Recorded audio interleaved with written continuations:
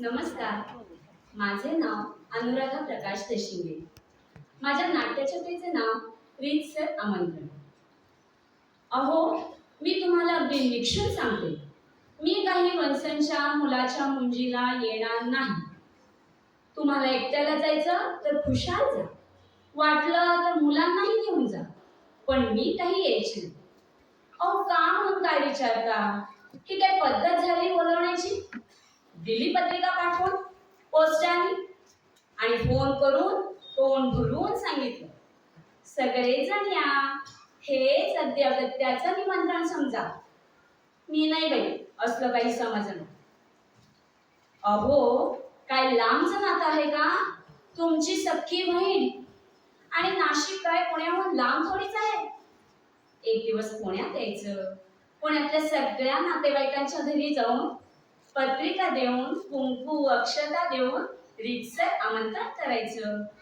आमंत्रण करण्याची ही अशीच पद्धत सासूबाईंनी मला सांगितली आहे. काय म्हणता? हा, मी एकदा कोणत्या तरी नातेवाईकाला नुसती पत्रिका पाठवून दिली होती. केवढ्या बोलल्या होत्या मला. आणि आता स्वतःच्या मुलीला मात्र सगळे गुन्हे माग, नाही का? काय म्हणता? ती नोकरी करते, दिवसभर बाहेर असते, म्हणून तिला जमलं नसेल. घ्या घ्या, तुम्ही पण बहिणीचीच बाजू घ्या.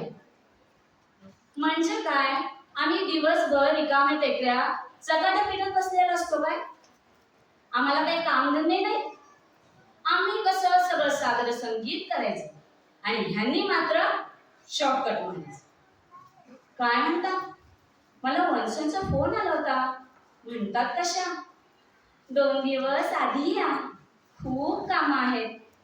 अडलंय माझं खेटर. धड बोलावणं करायचं नाही आणि अंग म्हणून काम करायला तेवढी मी पाहिजे. काय म्हणता?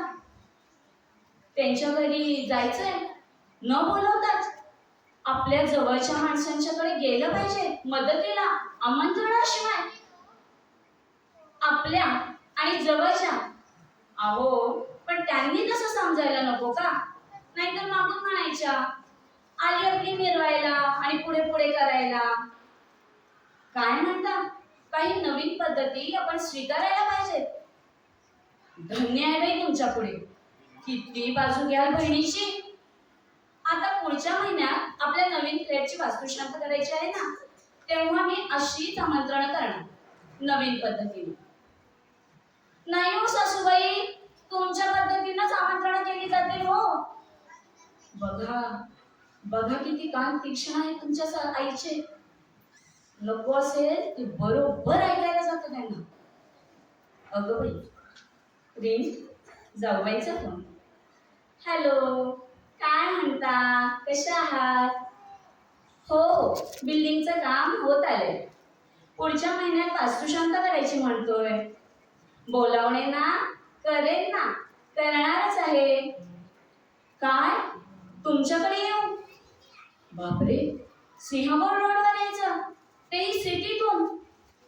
काय होतो रस्ता, कायम आपलं ट्रॅफिक जामच. कठीण आहे हो प्रत्यक्ष येणं. त्यापेक्षा मी असं करते, पत्रिकेचा फोटो काढून आपल्या ग्रुपवर फॅमिली कट्ट्यावर पाठवून देते. म्हणजे कसं, सगळ्यांनाच रीतसर आमंत्रण दिलं जाईल हो. आता या नवीन पद्धती आपण पण स्वीकारायला हव्यात. किती दिवस त्या जुन्यातच अडकून पडायचं? काय हो, तुम्ही कशाला हसताय? गप्प बसून पेपर वाचा. धन्यवाद.